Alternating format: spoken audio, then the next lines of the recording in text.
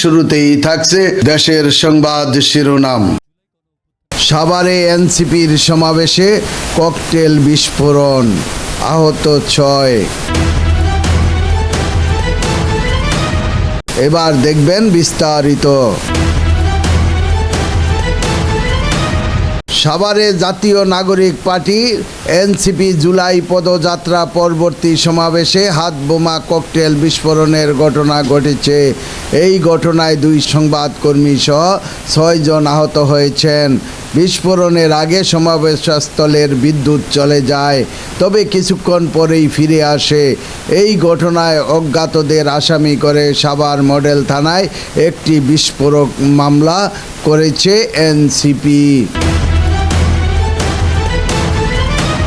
সোমবার রাত 10:15টার দিকে সাভারের তারাপুর ঈদগাহ মাঠে সমাবেশ চলাকালে এই ঘটনা ঘটে। জুলাই গণ অভ্যুত্থানের 2য় বার্ষিকী উপলক্ষে এনসিপির ঢাকা জেলা শাখা জুলাই পদযাত্রা ও সমাবেশের আয়োজন করেন। বিস্ফোরণের সময় মঞ্চে এনসিপির আহ্বায়ক ও জাতীয় সংসদের বিরোধী দলীয় উপনেতা নাহিদ ইসলাম, সদস্য সচিব ও সংসদ সদস্য আক্তার হোসেন এবং উত্তরাঞ্চলের মুখ্য সমন্বয়ক সার্জিস আলম উপস্থিত ছিলেন। এই সময় ঢাকা জেলা এনসিপির আহ্বায়ক ইঞ্জিনিয়ার নাবিলা তাসনিদ বক্তব্য দিচ্ছিলেন।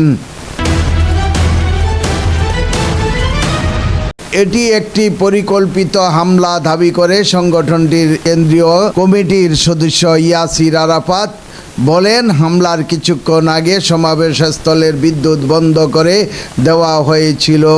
এরপর হঠাৎ বেশ কয়েকটি হাতবোমা বিস্ফোরণ ঘটানো হয়। এটি একটি পরিকল্পিত হামলা।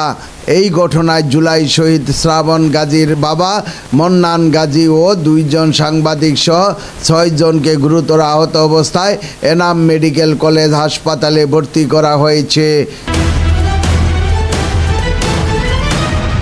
আহতরা হলেন মান্নান গাজী, শাহিন খন্দকার, জসিমউদ্দিন, মোহাম্মদ সাদাত হোসেন, ডিবিসি নিউজের ক্যামেরা পার্সন মোহাম্মদ মঞ্জু এবং এনসিপি নিউজের মাল্টিমিডিয়া রিপোর্টার মোহাম্মদ শাহিদুল ইসলাম।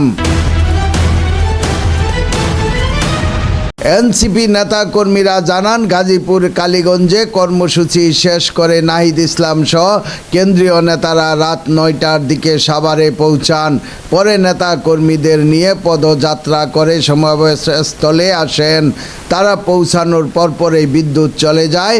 এরই মধ্যে কেন্দ্রীয় নেতারা মঞ্চে ওঠেন এবং অনুষ্ঠান শুরু করেন।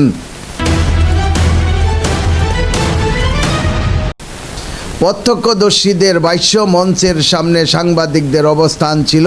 তাদের পেছনে বাঁশ দিয়ে ঘেরা স্থানে সাধারণ মানুষের বসার ব্যবস্থা করা হয়েছিল।